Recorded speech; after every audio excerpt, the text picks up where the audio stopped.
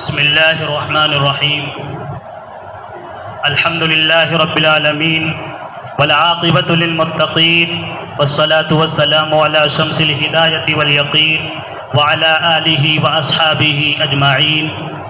أما بعد، فقد قال الله تبارك وتعالى في القرآن الكريم: أعوذ بالله من الشيطان الرجيم، بسم الله الرحمن الرحيم. لئن شكرتم لأزيدنكم ولئن كفرتم إن عذابي لشديد. صدق الله العظيم. اللهم صل على سيدنا محمد وعلى آل سيدنا محمد وبارك وسلم. اللهم صل على سيدنا محمد وعلى آل سيدنا محمد وبارك وسلم. اللهم صل على سيدنا محمد وعلى آل سيدنا محمد وبارك وسلم. محترم بزرگوں اور بھائیوں، گزشتہ جمعے عذاب الہی کے تذکرے کے عنوان سے باتیں کی گئی تھیں. بہت سی باتیں آئی تھیں گزشتہ جمعے اور بہت سی باتیں ابھی باقی بچی تھیں. وعدہ کیا گیا تھا کہ انشاءاللہ آئندہ جمعے آگے کا تذکرہ کیا جائے گا. قرآنی جو اصول ہے اپنی جگہ پر قائم ہے. من یعمل سوءا یجز بہ، جو بھی کوئی برا عمل کرے گا اس کا بدلہ اس کو مل کے رہے گا. اللہ تبارک و تعالیٰ نے آزمائش کے لیے، امتحان کے لیے دنیا کے اندر بھیجا ہے. اللہ کے احکامات پر عمل کریں گے تو اللہ تبارک و تعالیٰ انعامات سے بھی نوازیں گے. لیکن اگر اللہ تبارک و تعالیٰ کے انعامات پا کر کے، نعمتیں پا کر کے ناشکری کریں گے، نافرمانی کریں گے، معصیات کا ارتکاب کریں گے، غلط قدم اٹھائیں گے، بدعملی کریں گے، گناہ کریں گے، تو اللہ تبارک و تعالیٰ کی پکڑ بہت سخت ہے. اللہ تبارک و تعالیٰ جہاں ایک طرف رحیم ہے، غفور ہے، مہربان ہے، بہت سی صفات ہیں اللہ تبارک و تعالیٰ کی، وہیں اللہ تبارک و تعالیٰ نے اپنے بارے میں فرمایا ہے خود: ان بطش ربک لشدید، کہ آپ کے پروردگار کی پکڑ بہت سخت ہے. اللہ جبار بھی ہیں، اللہ قہار بھی ہیں، اور اللہ کا عذاب پہلی امتوں پر آیا ہے دنیا میں. ابلیس سے لے کر کے بہت سی امتوں پر جو اللہ کا عذاب اترا، نازل ہوا، تباہ کر دیے گئے، ہلاک کر دیے گئے، برباد کر دیے گئے، ان کا تذکرہ قرآن میں آیا ہے. بہت سی قوموں کا تذکرہ گزشتہ جمعے کیا جا چکا ہے. جو قومیں گناہ کرتی تھیں، معصیات کا ارتکاب کرتی تھیں، اللہ کی نافرمانی کرتی تھیں، اگر آج کے زمانے میں بھی انہی کا ارتکاب کیا جائے گا، وہی گناہ کیے جائیں گے، وہی گناہ دہرائے جائیں گے، تو اللہ کی پکڑ سے بچ نہیں سکتے ہیں. اللہ کا گناہ، اللہ کی پکڑ گناہوں پر آ کر کے رہے گی، چاہے کچھ دیر میں ہو، نقد پکڑ آ جائے یا کچھ ڈھیل اور مہلت کے ساتھ آئے، یا مرنے کے بعد اللہ کا عذاب اور اللہ کی گرفت آئے. لیکن جو کوئی بھی گناہ کرے گا، بدعملی کرے گا، اللہ کی سزا میں گرفتار ہوگا. اس لیے ہم سب کے لیے لمحہ فکریہ یہی ہے کہ ہم اللہ کے عذاب کا محاسبہ اور اس کا تجزیہ کرتے رہیں، ہر وقت اس کا استحضار رکھیں، ہر وقت فکر میں رہیں کہ اللہ کی پکڑ اور گرفت میں نہ آ جائے. اور اللہ کی پکڑ اور گرفت بہت ہی سخت ہے. اس لیے گناہ اور غلط قدم اٹھانے سے 100 بار کوئی غلط کام کرنے سے پہلے سوچ لیں کہ کہیں اللہ کی پکڑ ہمارے اوپر نہ جائے. اللہ ہم سب کی حفاظت فرمائے. قوم شعیب پر جو اللہ کا عذاب آیا قرآن میں ہے: ویل للمطففین الذین اذا اکتالوا علی الناس یستوفون واذا کالوہم او وزنوہم یخسرون. بڑی ہلاکت و بربادی ہے ناپ تول میں کمی کرنے والوں کے لیے. الذین اذا اکتالوا، شان نزول، سبب نزول مفسرین نے لکھا ہے کہ یہ شعیب علیہ السلام کی قوم کا تذکرہ اس صورت میں ہے. ابتدائی آیتوں میں قوم شعیب پر آنے والے عذاب اور ان کے گناہ کا تذکرہ ہے. جو وہ لوگ گناہ کرتے تھے، کیا کرتے تھے کہ ناپ تول میں کمی کرتے تھے. الذین اذا اکتالوا علی الناس یستوفون، جب وہ خود خریدتے تھے یا اسی طرح ناپ کر لیتے تھے تو پورا پورا لیتے تھے، لیکن چالاکی بدمعاشی ان کی کہ جب ان کو دینے کا نمبر آتا وَإِذَا كَالُوهُمْ أَوْ وَزَنُوهُمْ يُخْسِرُونَ، جب وہ خود تول کر وزن کر کے کسی کسٹمر کو دیتے تھے تو اس میں ڈنڈا کیا کہتے ہیں اس کو، اس میں کمی کر دیتے تھے، چالاکی کے ساتھ دھوکہ دیتے تھے، کسٹمر کم دیتے تھے، کم ناپتے تھے، کم تولتے تھے، یہ ان کا گناہ تھا۔ حضرت شعیب علیہ السلام اللہ کی طرف سے ان کو سمجھانے کے لیے پیغمبر بھیجے گئے تھے، بہت سمجھائے حضرت شعیب علیہ السلام ان کو، ان کی بہت اصلاح کرنے کی کوشش کی، لیکن وہ قوم باز نہیں آئی۔ آخرکار اللہ کا عذاب آیا اور بہت ہی سخت اللہ کا عذاب قوم شعیب پر آیا، وہ اس طرح سے کہ بہت ہی سخت گرمی، حبس کی گرمی، جیسے آج کل اس کا ایک نمونہ کئی سو بلکہ ہزار ٹمپریچر حرارت ہو جائے تو کتنی گرمی ہوگی، اللہ کی طرف سے اتنی گرمی ان کے اوپر مسلط کر دی گئی۔ اب جب سب پریشان ہو گئے گرمی سے، کہیں کسی جگہ کوئی تھوڑی دیر بھی رک ہی نہیں سکتا تھا، ہر طرف جیسے دہکتی ہوئی آگ کے انگارے اور شعلے کی برسات ہو رہی ہو، اتنی شدت کی گرمی، اور اللہ تبارک و تعالیٰ کا فیصلہ کہ اس بستی کے باہر ایک باغیچہ تھا، اس باغیچے میں ہوا بہت ہی ٹھنڈی چلنے لگی، بہت ہی ٹھنڈی ہوا چلنے لگی اور بہت ہی ٹھنڈا ماحول اس باغیچے میں۔ کسی کو پتہ چل گیا، سب پریشان تھے، گرمی سے بچاؤ کی تدبیریں کر رہے تھے، کوششیں کر رہے تھے کہ کس طرح سے اپنے آپ کے بچاؤ گرمی سے کریں۔ کسی کو پتہ چلا کہ وہاں ٹھنڈی ہوائیں باغیچے میں چل رہی ہیں، سارے بستی کے لوگ پھٹافٹ اپنے گھروں سے نکل کر کے بھاگنا شروع کر دیے، جوان، بوڑھے، مرد، عورت، اس بستی فوراً وہ بستی خالی ہو گئی، سب اپنے بچاؤ کے لیے اس باغیچے میں چلے گئے، یہاں تک کہ اپنے بچاؤ کی اس قدر ان کو فکر تھی کہ جانوروں تک کو نہیں لے گئے، بلکہ سب جانور چھوڑ کر کے خود اپنی جان بچانے کی فکر میں سب نکل گئے، اور اللہ کو بھی یہی منظور تھا کہ جانور تو بے قصور ہوتے ہیں، عذاب میں مبتلا کرنا تو انہی لوگوں کو تھا۔ سارے کے سارے جب وہ سب نکل گئے، باغیچے میں پہنچ گئے، اللہ کی طرف سے فیصلہ ہوا فرشتوں کو، کب ان کے اوپر آگ کا بادل لے جاؤ اور آگ کے انگارے گرا کر کے ان کو جلا کر کے بھسم کر دو۔ یہ قوم شعیب کو اس طرح سے ہلاک و برباد کیا گیا، تباہ کر دیا گیا کہ گناہ کی وجہ سے۔ ایک قوم پر اور بھی بہت خطرناک اللہ کا عذاب آیا، قوم لوط کہتے ہیں، حضرت لوط علیہ السلام کو سمجھانے کے لیے اس قوم کے پاس بھیجا گیا۔ وہ قوم اتنا خطرناک گناہ کرتی تھی، وہاں کے لوگ جو اپنی خواہش پوری کرتے تھے وہ عورتوں کے بجائے لڑکوں سے پوری کرتے تھے، قوم لوط،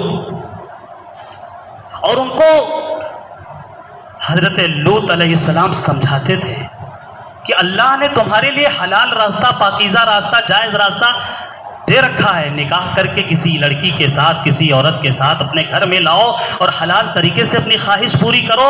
لیکن وہ قوم کے لوگ باز نہیں آتے تھے، بلکہ وہ شادی ہی نہیں کرتے تھے، کسی لڑکی کے ساتھ نکاح ہی نہیں کرتے تھے، لڑکوں سے سمت بناتے تھے، تعلق بناتے تھے۔ اللہ کا جب عذاب آیا ان کے اوپر، اللہ کی جب پکڑ آئی، قرآن میں ہے فَجَعَلْنَا عَالِيَهَا سَافِلَهَا وَأَمْطَرْنَا عَلَيْهَا حِجَارَةً مِّن سِجِّيلٍ،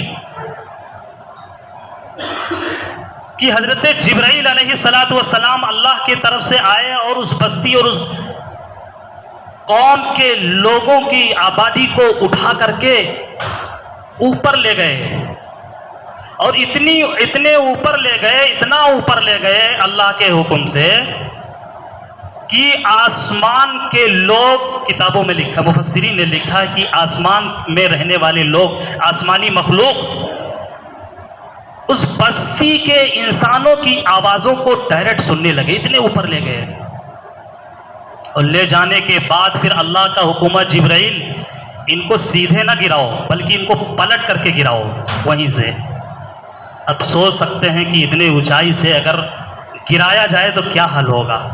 حضرت جبرائیل علیہ السلام اللہ کے حکم پر عمل کرتے ہوئے ان کو سیدھا نہیں گرائے کہ سیدھا گرے، پلٹ کر کے گرایا گیا اس قوم کو، اور اس سب گرے۔ اس کے بعد یہیں پر بس نہیں، وَأَمْطَرْنَا عَلَيْهَا حِجَارَةً مِّن سِجِّيلٍ، اللہ نے فرمایا کہ پھر میرا حکم ہوا فرشتوں کو کہ ان کے اوپر آپ پتھر کی بارش برساؤ۔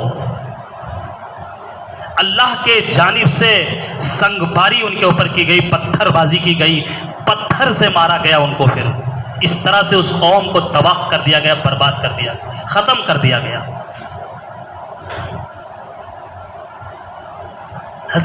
حضرت موسیٰ علیہ السلام بھیجے گئے فرعونیوں کی طرف، بہت سمجھائے، یہاں تک کہ مقابلہ بھی ہوا جادوگروں سے۔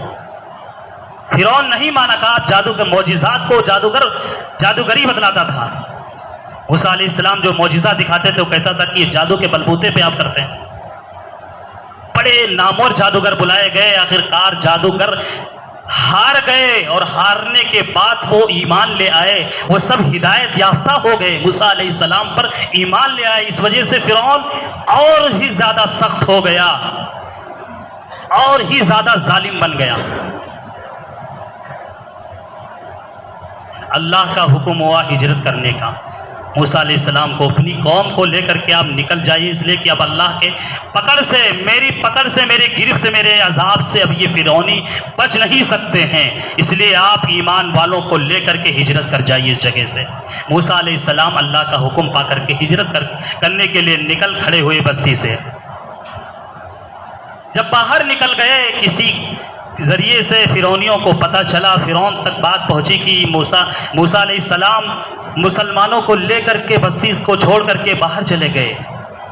وہ فوراً لشکر تیار کیا اور کہا کوئی بچ کر کے مسلمان جانے نہ پائے، سارے مسلمانوں کو گرفتار کر کے واپس لاؤ، اور ابھی تو سزا میری باقی ہے، سب کو میں سزا دوں گا۔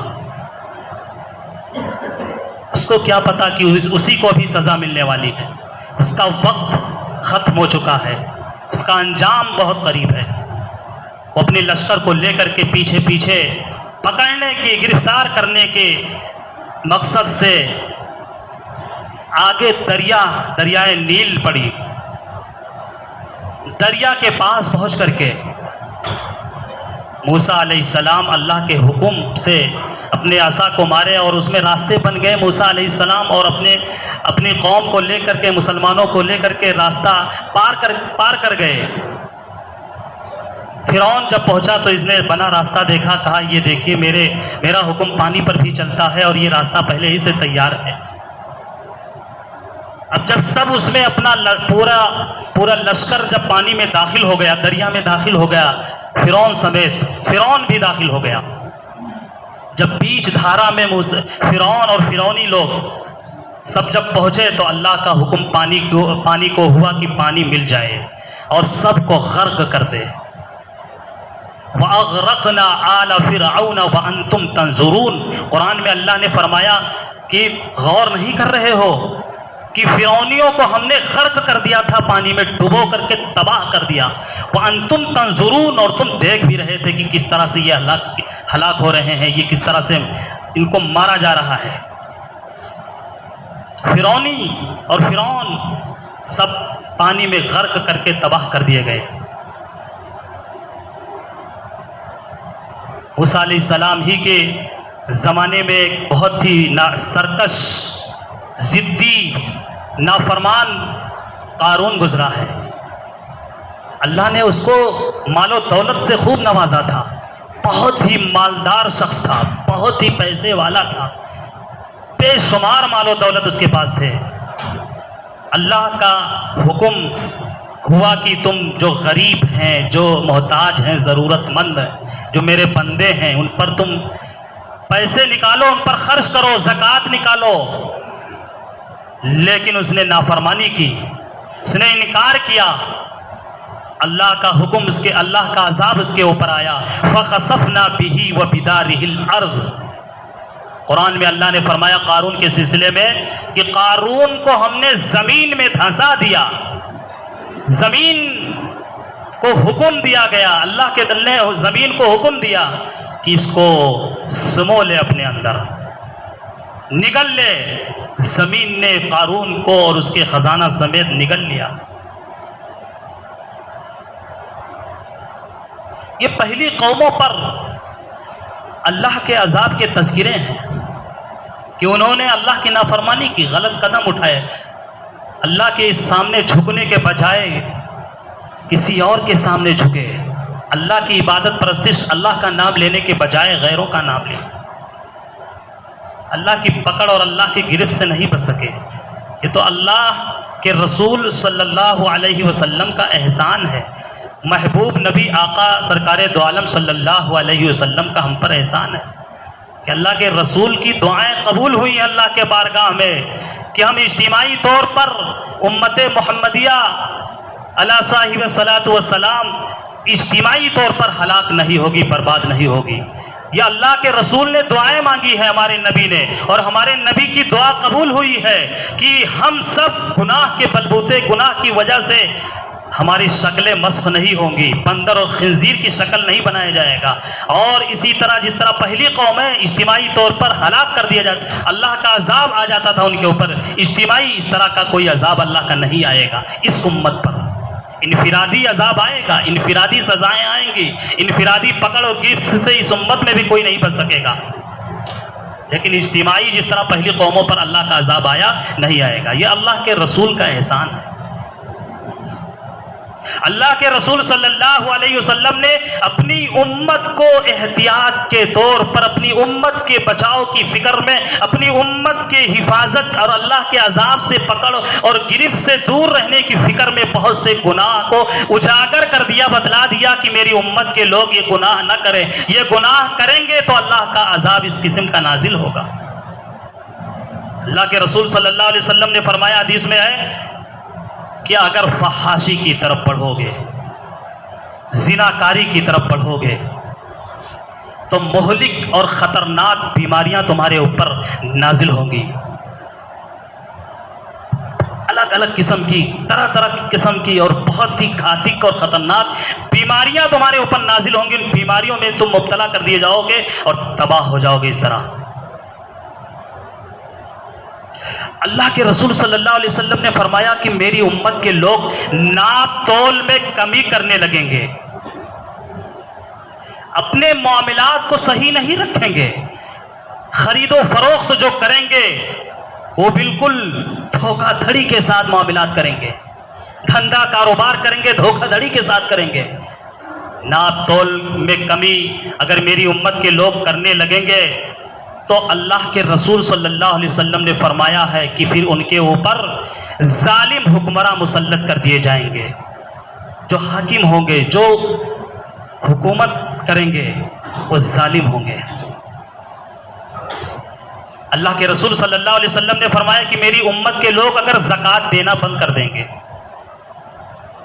پورے طور پر صحیح ڈھنگ سے، صحیح طریقے سے زکوٰۃ نہیں نکالیں گے، جو میرے بندے ہیں، جو مصارف صدقات ہیں، مصارف زکوٰۃ ہیں، جن کے اوپر زکوٰۃ کی رقم خرچ کرنی چاہیے، جو میرے غریب اور لاچار، مجبور اور ضرورت مند بندے ہیں، اگر امیر لوگ، مالدار لوگ، پیسے والے لوگ ان کی طرف دھیان نہیں دیں گے، ان کی فکر نہیں کریں گے اپنی دولت کے غرور میں، تو اللہ کے رسول صلی اللہ علیہ وسلم نے فرمایا پھر قحط سالی کا عذاب نازل ہوگا، سوکھا پڑے گا، ان کی بھی دولتیں ختم ہو جائیں گی، وہ بھی غربت کے دہانے پر پہنچ جائیں گے، سب ایک جیسے ہو جائیں گے، سب غریب ہو جائیں گے، ان کی بھی دولتیں مٹ جائیں گی۔ کہ اللہ کے رسول صلی اللہ علیہ وسلم نے فرمایا کہ یہ گناہ میری امت کے لوگ بھی کریں گے تو اللہ کی طرف سے پکڑ آئے گی۔ اللہ کے رسول صلی اللہ علیہ وسلم نے فرمایا کہ اللہ کے احکامات کو توڑنا میری امت کے لوگ آسان سمجھنے لگیں گے، اللہ کے حکموں پر نہ عمل کرنا، اللہ کے حکموں کو نظر انداز کر دینا یہ آسان سمجھا جانے لگے گا۔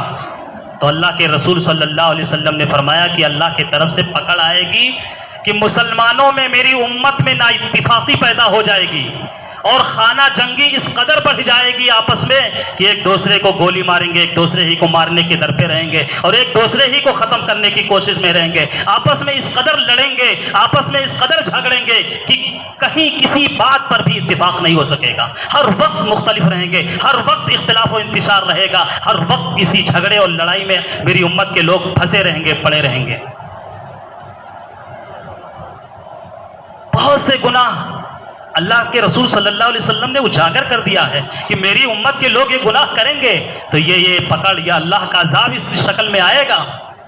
اللہ تبارک و تعالی ہم سب کو بچنے کی توفیق عطا فرمائے۔ اللہ کے عذاب سے، اللہ کی پکڑ سے، گرفت سے اور اللہ کے عذاب سے ہماری حفاظت کیسے ہو؟ قرآن میں اللہ تبارک و تعالی نے فرمایا ہے، دعائے یونس، حضرت یونس علیہ السلام کی دعا، جب ان کے اوپر اللہ کی ایک طرح سے اللہ نے ان کو مچھلی کے پیٹ میں بند کر دیا تھا، قید کر دیا تھا، معمولی خطا، معمولی لغزش کی وجہ سے حضرت یونس علیہ السلام مچھلی کے پیٹ میں قید کر دیے گئے تھے۔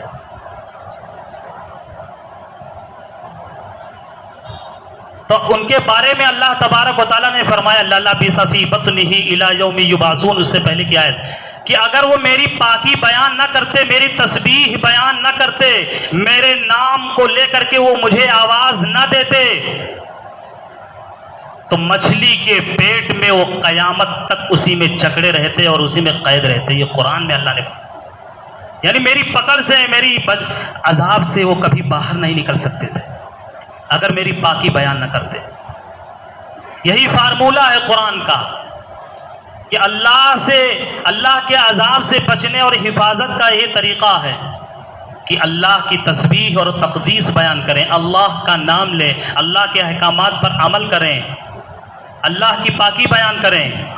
قرآن میں ہے وَإِن مِّن شَيْءٍ إِلَّا يُسَبِّحُ بِحَمْدِهِ وَلَٰكِن لَّا تَفْقَهُونَ تَسْبِيحَهُمْ، کہ دنیا میں کوئی چیز، اللہ خود فرما رہے ہیں کہ دنیا میں کوئی بھی چیز ایسی نہیں ہے، وَإِن مِّن شَيْءٍ إِلَّا يُسَبِّحُ بِحَمْدِهِ، جو چیز میری تسبیح بیان نہ کر رہی ہو، پاکی بیان نہ کر رہی ہو، چاہے وہ جاندار ہو چاہے غیر جاندار ہو، نباتات ہو جمادات ہو، دنیا میں کوئی بھی چیز ہو جس کو ہم جاندار سمجھ رہے ہیں وہ بھی، اور جس کو ہم بے جان سمجھ رہے ہیں جیسے در و دیوار ہیں، پتے ہیں، پتیاں ہیں، اسی طرح پتھر ہیں، پہاڑ ہیں، ہوائیں ہیں، فضائیں، جو ہم بے جان سمجھ رہے ہیں، بے جاندار سمجھ رہے ہیں، اللہ فرما رہے ہیں وہ بھی میری تسبیح بیان کر رہے ہیں، میری پاکی وہ بھی بیان کر رہے ہیں۔ وَلَٰكِن لَّا تَفْقَهُونَ تَسْبِيحَهُمْ، لیکن تم ان کے پاکی بیان کرنے اور ان کی تسبیح کو تم سمجھ نہیں رہے ہو۔ ہم نہیں سمجھ رہے ہیں کہ وہ کس شکل میں، کس طرح سے، کس انداز میں اللہ کی پاکی بیان کر رہے ہیں۔ یہاں تک کہ کتابوں میں لکھا ہے کہ اگر مخلوقات میں سے کوئی مخلوق اللہ کی تسبیح سے، اللہ کی پاکی بیان کرنے سے غافل ہو جاتی ہے، مخلوق میں سے کوئی بھی غفلت برتتا ہے، غافل ہو جاتا ہے، تو اس کو تباہ کر دیا جاتا ہے، اس کو ختم کر دیا جاتا ہے، وہ جانور ذبح کر دیا جاتا ہے جو اللہ کا نام لینا بند کر دیتا ہے، اس کا وقت پورا ہو جاتا ہے۔ اور یہ دنیا بھی جو چل رہی ہے وہ اللہ کے نام پہ چل رہی ہے۔ جس وقت روئے زمین پر کوئی اللہ اللہ کہنے والا نہیں ہوگا پھر یہ دنیا بھی باقی نہیں رہے گی۔ اللہ تبارک و تعالیٰ کی طرف سے قیامت کا فیصلہ ہو جائے گا اور قیامت آ جائے گی اور پھر اس دنیا کو پوری کائنات ختم کر دیا جائے گا۔ تو حفاظت کا یہی طریقہ ہے کہ اللہ کی تسبیح و تقدیس بیان کریں، اللہ کی پاکی بیان کریں۔